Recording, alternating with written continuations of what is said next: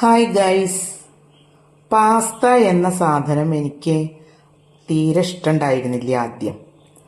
അത് ശരിയായ രീതിയിൽ ഉണ്ടാക്കാത്തത് കാരണമാണ് അത് ഇഷ്ടമില്ലാതിരിക്കാൻ കാരണം. ഇപ്രാവശ്യം ഞാൻ ബാംഗ്ലൂരിൽ പോയപ്പോൾ എൻ്റെ അനിയത്തിക്കുട്ടി എനിക്ക് പാസ്ത ഉണ്ടാക്കി തന്നു. അനിയത്തിക്കുട്ടി പറഞ്ഞാൽ അനിയൻ്റെ ഭാര്യയാണ് കേട്ടോ. അപ്പോൾ എനിക്ക് നല്ല ഇഷ്ടപ്പെട്ടു. എന്നാൽ ഞാനും ഒന്ന് വീട്ടിൽ വന്ന് ഉണ്ടാക്കട്ടെ എന്ന് വിചാരിച്ചു. ഇത് വീഡിയോ എടുത്തു തരാനൊന്നും ആരുമില്ല, ഞാൻ തന്നെ വീഡിയോ എടുക്കണം. അപ്പോൾ എന്താ വിചാരിച്ചാൽ 1 കപ്പ് പാസ്തയാണ് എടുത്തത്. ആ 1 കപ്പ് പാസ്തയ്ക്ക് 3 കപ്പ് വെള്ളം എടുത്തിട്ടുണ്ട്. ആദ്യം വെള്ളം തിളച്ച് വരുമ്പോൾ അതിൽ കുറച്ച് ഉപ്പിട്ടു, പാകത്തിന് ഉപ്പിട്ടു. പിന്നീട് കുറച്ച് സൺഫ്ലവർ ഓയിലും ഒഴിച്ചു. അതിനുശേഷം പാസ്ത ഇട്ടു.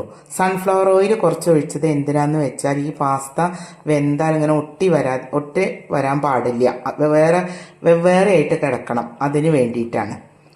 അപ്പോൾ ഇനി അത് അടച്ചു വെക്കട്ടെ. ഒരു 10 മിനിറ്റ് വേണ്ട, അതിനു മുമ്പ് തന്നെ വെന്തോളും. അല്ലാണ്ട് തീ കൂട്ടി വെക്കേണ്ട, കുറച്ച് വെക്കണം.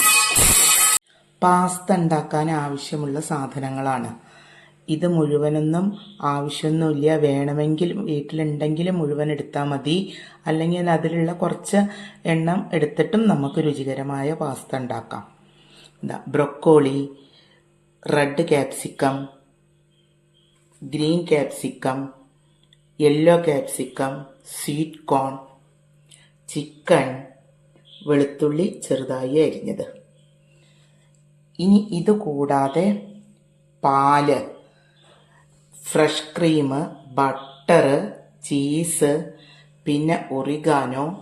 അതുകൂടാതെ വീണ്ടും നമുക്ക് ചില്ലി ഫ്ലേക്സ്, കുരുമുളക് പൊടി, ഇതെല്ലാം അതിൽ ഉൾപ്പെടുത്താതെ എങ്ങനെയാണ് ചെയ്യണത് എന്ന് ഞാൻ പറഞ്ഞു തരാം. ഇനി അടുത്തത് എന്താണെന്ന് വെച്ചാൽ, ഞാൻ ആദ്യം ഈ പാൻ അടുപ്പത്ത് വെച്ച് 1 പാക്കറ്റ് ബട്ടർ അതിൽ ഇട്ടു, ചെറിയൊരു പാക്കറ്റ് അമൂലിൻ്റെ. അതിലൊരു ശകലം വെളുത്തുള്ളി ചോപ്പ് ചെയ്തതും ഇട്ടൊന്ന് ഇളക്കി. അപ്പോൾ കുറച്ചും കൂടിയും ബട്ടർ വേണ്ടി വരും, ഇതൊക്കെ പാചകം ചെയ്യണ്ടേ. അപ്പോൾ ഞാൻ കുറച്ച് ഒലീവ് ഓയിലാണ് ഉപയോഗിച്ചത്. കുറച്ച് ഒലീവ് ഓയിൽ അതിലേക്ക് ഒഴിച്ചു. അതിനുശേഷം ആദ്യം ഞാൻ ബ്രൊക്കോളി ഇട്ടത്. ബ്രൊക്കോളിക്കാണ് മറ്റേതിനേക്കാളും കുറച്ചും കൂടി വേവ് വേണ്ടത് എന്നതുകൊണ്ട്. ബ്രൊക്കോളി ഒന്നിൻ്റെയും കളർ നഷ്ടപ്പെടാൻ പാടില്ല കേട്ടോ, അപ്പോൾ അതിനൊരു ടേസ്റ്റ് ഉണ്ടാവില്ല. നമുക്ക് കാണാനും വേണ്ട ഒരു ഭംഗി, അതിന് വേണ്ടിയിട്ടാണ്. അപ്പോൾ അതിന് ബ്രൊക്കോളി ഒന്ന് വാടിയതിന് ശേഷം ബാക്കിയുള്ള കോണും മറ്റേ ക്യാപ്സിക്കം 3 തരത്തിലുള്ളതും അതിൽ ചേർക്കാം. ഇനി അതൊന്ന് നന്നായി വാടിയതിന് ശേഷം വേണം ചിക്കൻ ഇടാൻ.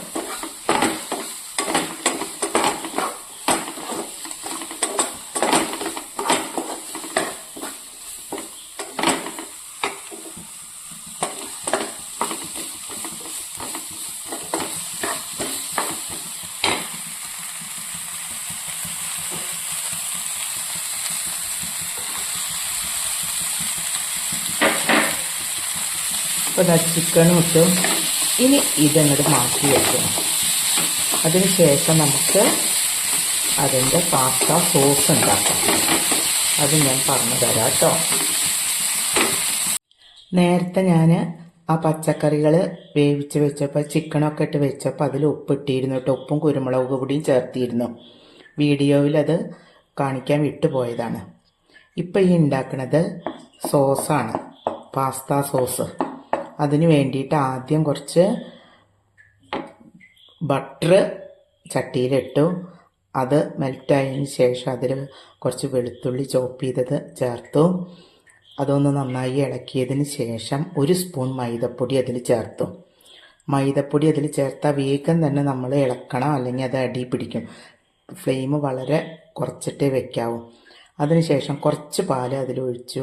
എന്നിട്ട് വീണ്ടും ഇളക്കി, കട്ട കുത്താതെ ഇളക്കിയിട്ട് കുറച്ചീശെ പാൽ ചേർത്തിട്ട് ഇളക്കണം.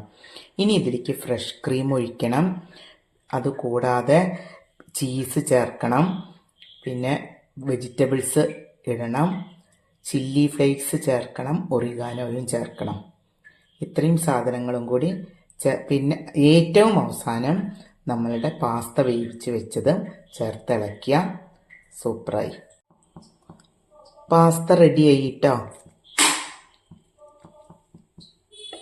ഇനി ഇത് ചൂടോടെ തന്നെ കഴിക്കാം. ഓക്കെ.